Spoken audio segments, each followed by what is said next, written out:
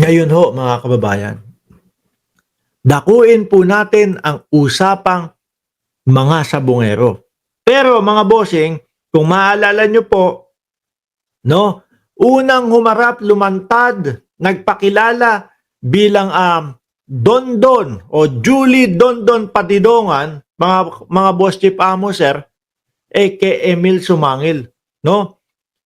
Yung unang mga live po natin, alias Totoy ang tawag natin. Pero hanggang ngayon po, alias Totoy pa din ang itatawag natin para mas maikli po. Or Don Don. Mga kababayan, unang nakita natin yung mismong pagkatao talaga, although naka-blurred po si alias Don Don, kay Emil Sumangil. Ngayon po, mga bossing, nakita lang ho namin ito. No, People's Tonight. Sabi dito, protect Emil Sumangil at all costs. No, dahil nga talagang tinutukan ni Emil Sumangil yan, mga bossing. Simulat sa pool pa lang po, simula nung dati pa lang. 4 na taon makalipas hanggang ngayon, siya pa din yung nakatutok. Sabi dito, protect Emil Sumangil at all costs.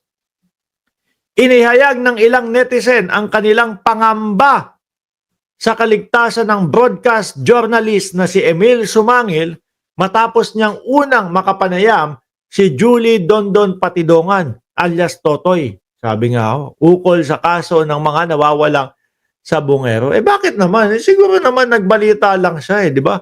Trabaho niya naman yun. Tinanong niya lang naman. Etong si Patidongan. Di ba? O si alias Dondon, mga bossing.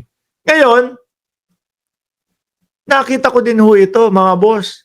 No? Na pati pala yung misis niya ay nananawagan ang pagdarasal para sa 24 oras na angkor. Ang tanong dito, may banta na ba o may nagme-message, may mga nagbabanta sa buhay ni Emil Sumangil? Kasi po kung pati ang misis ay humihingi po ng panawagan para ipagdasal ang kanyang kaligtasan, aba, baka may nagbabanta po, mga bossing. Kung wala naman, wala naman dapat siguro kayong ipagpangamba dyan. Di ba? Basahin natin. Marami ang nababahala sa kaligtasan ngayon ng season broadcast journalist ng 24 oras angkor na si Emil Sumangil. Ito ay kasunod ng sunod-sunod niyang panayam kay Julie Dondon Patidongan o alias Totoy tungkol sa mga nalalaman umano nito sa pagkawala ng mga sabungero. Tingin ko naman po hindi pagbabantaan kung ang iniisip nila sila Atong ang magbabanta dito. Tingin ko, eto to be fair na lang po doon sa mga kabilang panig naman po. Tingin ko, siguro Emil, kami naman ang interviewin mo. Kami naman ang magsasalita dyan. Baka pwedeng ganun ho. Di po ba? Emil, kami naman ang i-interview mo. Sasagutin namin yung mga sinasabi ni Patidongan o ni Dondon. Pwedeng ganun, no? Pero kung nakaka-receive po sila ng pagbabanta, iba 'yun. Pero kung wala naman, tingin ko hindi naman yata fair doon sa mga doon sa kampo naman nila Atong mga bossing. Tayo bumabalanse lang ho tayo, mga kababayan. Para sabihin mo na merong natatakot sila sa buhay ni Emil Sumangil kung merong mga pagbabanta o merong mga nare-receive na death threat. Pero kung wala, tingin ko hindi naman ho ganun Hihingi lang siguro, Emil, kami naman ang interviewin mo. Ito ay kasunod ng sunod-sunod na panayam kay Julie Dondon Patidongan alias Totoy tungkol sa nalalaman umano nito sa pagkawala ng sabungero mula pa noong Enero 2022. Biruin nyo ho, 4 na taon na din ho na si Emil Sumangil ang nandyan. Di ba?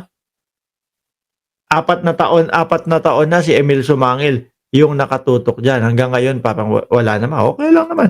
Napanood ang series of report ni Emil tungkol sa maselang issue ng ito ng 24 oras pang news program ng GMA7 nitong nakalipas na araw. Si Emil ay naging instrumento kaya nalaman ng publiko ang kwento tungkol sa mga naglahong sabungero at di umano'y itinapon ang mga bangkay sa Taal Lake, sabi dito.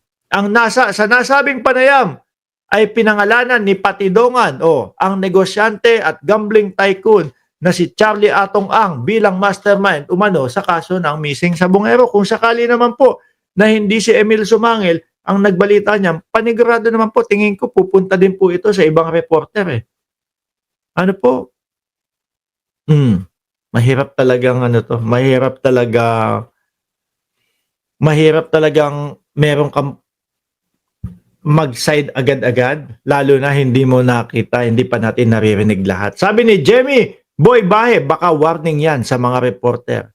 Idinawit din ni Patidongan ang aktres na si Gretchen Barreto, ilang politiko at mga miyembro. Hanggang ngayon parang wala naman akong naririnig. Ito. Nasa ilalim, Atong Ang accuses GMA7 of one-sided reporting. Ito naman pala, nasa ilalim naman pala eh. No, sabi ni Boogie Arellano, Mark, ayon sa SOJ, masyadong marami ang pera ng well-connected na mga suspect. Meron pala tayong babasahin dito sa ilalim, Sa press conference ni Atong noong Huwebes, July 3, 2025, inakusahan niya ng hindi balanseng pamamahayag ang GMA Integrated News.